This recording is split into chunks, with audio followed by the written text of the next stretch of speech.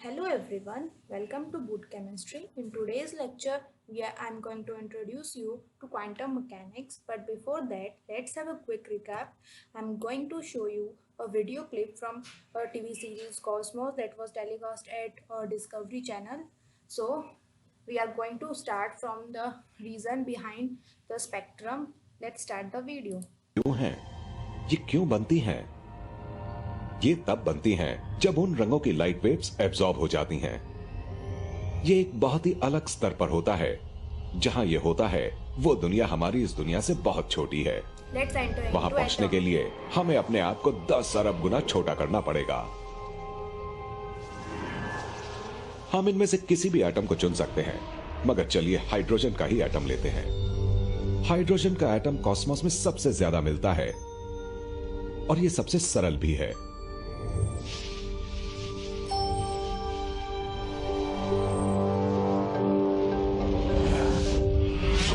इसमें सिर्फ एक इलेक्ट्रॉन होता है और सिर्फ एक प्रोटॉन। इस वक्त हम एटम के अंदर हैं। यहां आम इंसानी तजुर्बे का कोई काम नहीं है।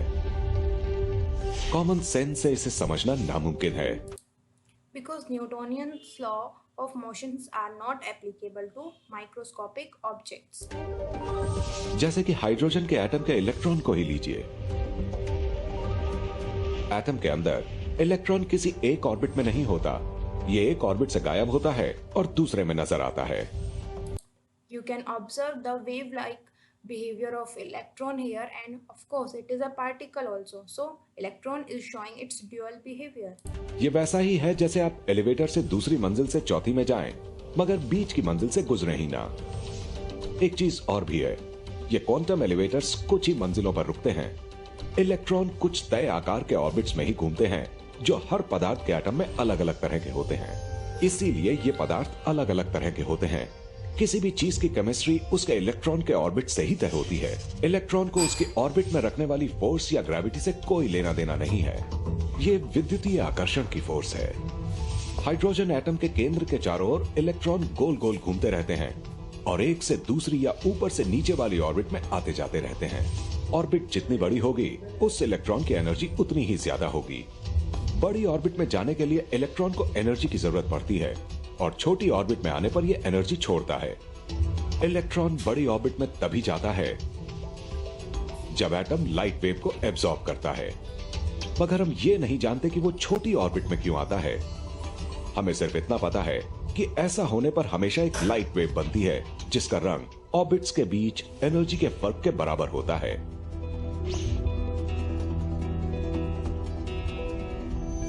सूर्य की सतह से सभी रंगों की लाइट वेव्स निकलती हैं। अगर आप सूर्य की रोशनी को एक प्रिज्म से देखें तो आपको उसका स्पेक्ट्रम नजर आएगा। अगर आप जोसेफ फ्रॉनहोफर की तरह इस स्पेक्ट्रम को एक टेलीस्कोप से बड़ा करके देखेंगे तो आपको एटम के अंदर इलेक्ट्रॉन का डांस नजर आ जाएगा। जब इलेक्ट्रॉन की एनर्जी कम होती है और वो छोटी ऑर्बिट में पहुंचता है तो इससे निकलने वाली लाइट वेव्स बिखर जाती हैं। इनमें से ज्यादातर हम तक नहीं पहुंच पाती। इससे एक गैप पैदा होता है जिससे स्पेक्ट्रम में काली लाइनें दिखती हैं। ये काली लाइनें सूर्य के वातावरण में हाइड्रोजन एटम की बनाई परछाइयां हैं। सोडियम के एटम अलग तरह की परछाइयां बनाते हैं। उनके इलेक्ट्रॉन्स एक अलग ही धुन पर नाचते हैं। हम जो नमक खाते हैं उसमें सोडियम और क्लोरीन के एटम होते हैं। नमक के एक दाने में 1 करोड़ अरब तक एटम्स होते हैं जिनमें यह डांस चल रहा होता है। और आयन के एक एटम में 26 इलेक्ट्रॉन किसी बड़े म्यूजिक एल्बम के गाने की धुन पर नाच रहे होते हैं। Because iron's atomic जब आप number एक is 26. स्पेक्ट्रोस्कोप से किसी तारे को देखते हैं तो इसके एटमॉस्फेयर के सारे एलिमेंट्स में आपको काली लाइनें नजर आ जाती हैं। आप मुझे किसी का स्पेक्ट्रम दिखाएं, चाहे वो पृथ्वी पर हो या दूर तारे पर, मैं बता दूंगा वो किस चीज से बना है। Because line spectrum is the fingerprint of individual atom. That's why we can detect any atom from its line spectrum, right? Okay. क्यों है? ये क्यों बनती हैं? Next, In the last lecture, we have discussed about Heisenberg uncertainty principle and de Broglie's concept of matter waves. Wavelength of those matter waves was given by the formula h upon mv. If we talk about Heisenberg's uncertainty principle, then he stated that at any point of time, we can't simultaneously measure the position and momentum of any electron with accuracy, means 100% accuracy. There is always an uncertainty, or we can say there is always an error in position or in momentum, and the product of uncertainty in position and momentum is always greater than h upon 4 pi. So this was Heisenberg uncertainty principle, and we concluded that the precise statement of the position and momentum of electron have to be replaced by the statement of probability. क्यों? क्योंकि हम किसी भी एक time पर किसी भी electron की पोजीशन और उसका मोमेंटम या फिर हम बोले उसकी वेलोसिटी को कैलकुलेट नहीं कर सकते। अगर हमने पोजीशन को ज़्यादा एक्यूरेसी के साथ कैलकुलेट किया तो ऑब्वियसली क्या होगा, उसकी जो वेलोसिटी है उसके अंदर एरर इंक्रीज हो जाएगा। क्यों? क्योंकि जो प्रोडक्ट है about this is error, this is uncertainty, not the position. This is error in uncertainty, sorry, error in position and error in velocity, and its product is always constant, which is always greater than or equals to h upon 4 pi m. Okay, so this is what happens in the quantum mechanical model. What I'm talking about, that the precise statement of this position and the momentum of electron have to be replaced by the statement of probability. अब probability का मतलब क्या होता है? Chances. Means हम किसी भी point के ऊपर पिन पॉइंट करके हम ऐसे नहीं बता सकते कि यहाँ पर इस पोजीशन के ऊपर इलेक्ट्रॉन है. Electron is not sitting at any position, right? It is always moving. So इसीलिए हम बात करेंगे अब प्रोबेबिलिटी की टर्म्स में, चांसेस की टर्म्स में, कि इस पॉइंट ऑफ टाइम पे इलेक्ट्रॉन यहाँ पर उसके होने के चांसेस ज़्यादा हैं और शायद वो इस वेलोसिटी से चल रहा होगा. तो यहाँ पर हम कभी भी एक्यूरेसी के साथ बात नहीं करेंगे, हम यहाँ बात करेंगे हमेशा प्रोबेबिलिटी की. और जब बात प्रोबेबिलिटी की हो जाती है वहीं पर क्वांटम मैकेनिकल मॉडल स्टार्ट हो जाता है. So this is what which happens in the quantum mechanical model of atom. So let's have a quick recap about the reason for the failure of Bohr atom. तो bore का सबसे बड़ा drawback क्या था? उन्होंने 2 डायमेंशनल मॉडल दिया था. अभी जो मैंने आपको वीडियो क्लिप दिखाई थी उसके अंदर आपने देखा होगा इलेक्ट्रॉन 3 डायमेंशनल मूवमेंट शो कर रहा था along X axis, along Y axis and even along Z axis. लेकिन बोर का जो मॉडल था that was paper pen model, planar model था, 2 डायमेंशनल मॉडल था. उन्होंने ऑर्बिट को डिफाइन किया था और कहा था कि वो सिर्फ एक सर्कुलर पाथ में जाएगा. लेकिन अभी आपने देखा पूरा स्फेरिकल पाथ ले रहा है इलेक्ट्रॉन. तो आपने वीडियो क्लिप में देखा ही था, ऐसा नहीं था कि सिर्फ एक ही फिक्स्ड ऑर्बिट के अंदर रिवॉल्व कर रहा था. कभी तो क्या था, न्यूक्लियस के अराउंड एक्स एक्सिस के अंदर रिवॉल्व कर रहा था, कभी वो वाई एक्सिस के अराउंड रिवॉल्व कर रहा था, कभी जेड एक्सिस के अराउंड रिवॉल्व कर रहा था. ऐसा नहीं था कि वो सिर्फ इस तरीके से रिवॉल्व कर रहा था, वो इस तरीके से भी रिवॉल्व कर रहा था. आपने अभी देखा ही था वीडियो क्लिप में. और बोर ने इलेक्ट्रॉन के वेव नेचर को कंसीडर ही नहीं किया था. सो the wave nature of the electron was not considered in Bohr model.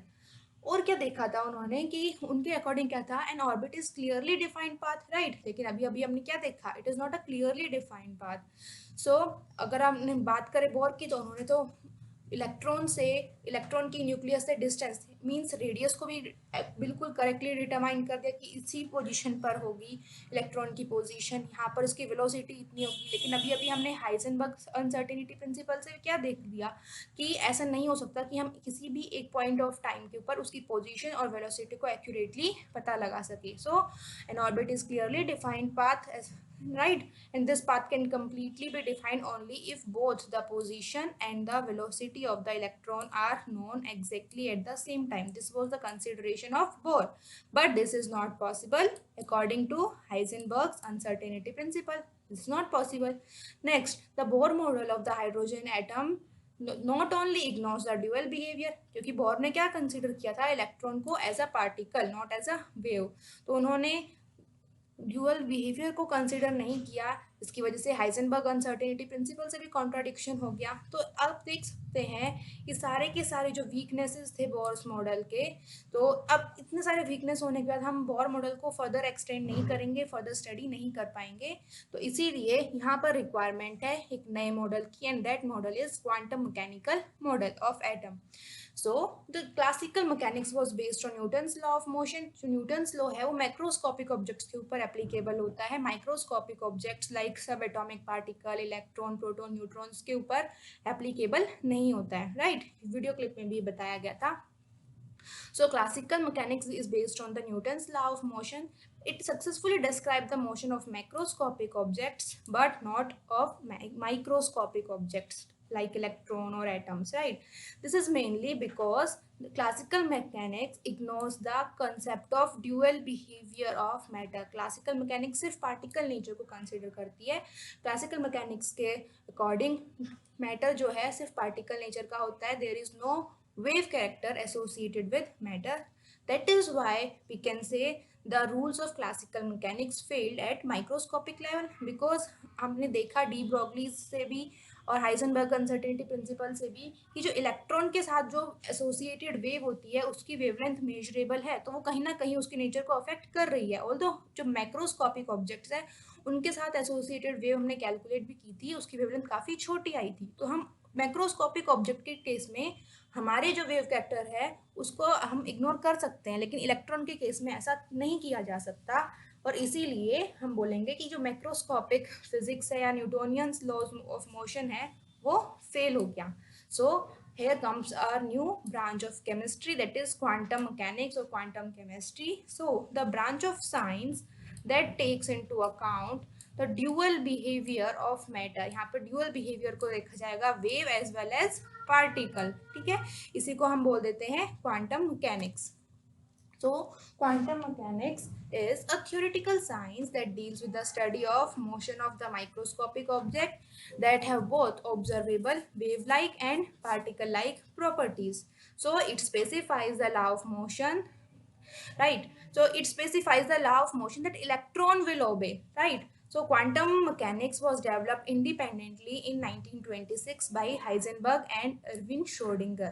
तो आपने देखा हाइजेनबर्ग अनसर्टेनिटी प्रिंसिपल है, उसी के ऊपर बेस थी आगे क्वांटम मैकेनिक्स, और यहाँ पर आए new scientist Erwin Schrodinger.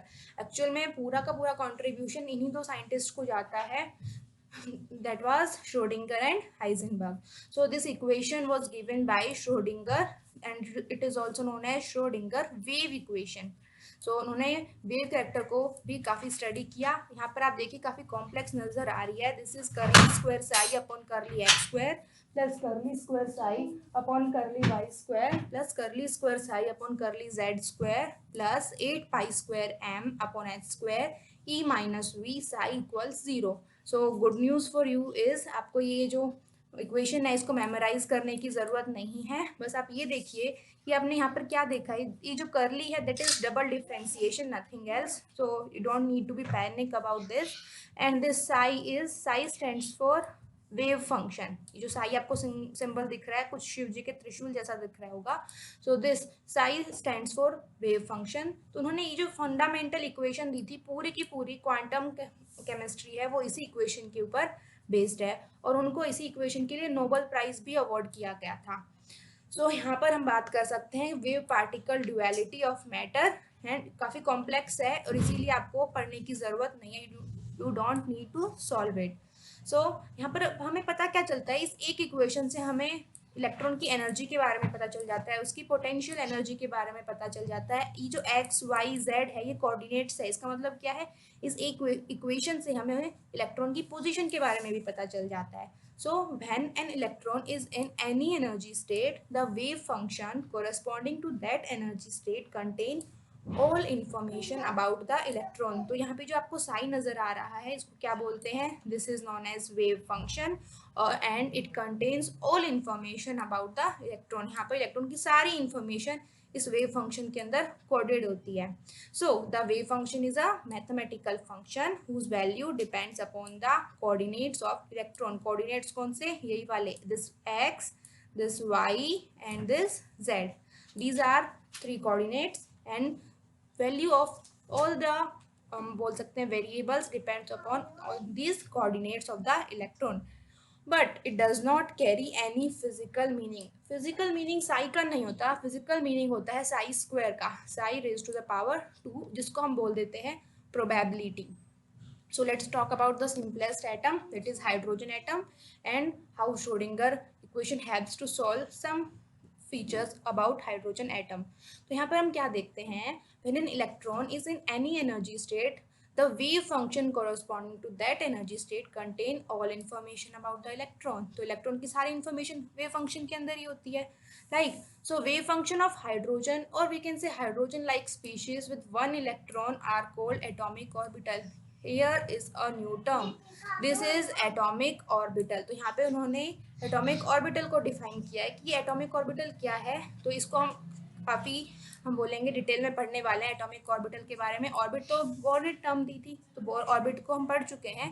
That was a two dimensional term in which electron is suppose to be rotate around the nucleus. But यहाँ पे एटॉमिक ऑर्बिटल है, ये क्या है, it is wave function of hydrogen, उसी को हम बोल रहे हैं एटॉमिक ऑर्बिटल. अब हम बात करें प्रोबेबिलिटी की. तो प्रोबेबिलिटी क्या होती है, चांसेस हम बोल सकते हैं. हमने अभी अभी कहा कि इलेक्ट्रॉन को आप पॉइंट करके नहीं बोल सकते कि यहाँ पर इलेक्ट्रॉन है, because it possess wave nature. So we always tell about the probability. तो यहाँ पे हम चांसेस की बात करेंगे. The probability of finding an electron at a point within an atom is proportional to psi square. मैंने अभी भी बताया था आपको, साई स्क्वायर को ही हम क्या बोल देते हैं, probability psi raise to the power 2. तो इसी को हम बोल देते हैं प्रोबेबिलिटी एट दैट पॉइंट.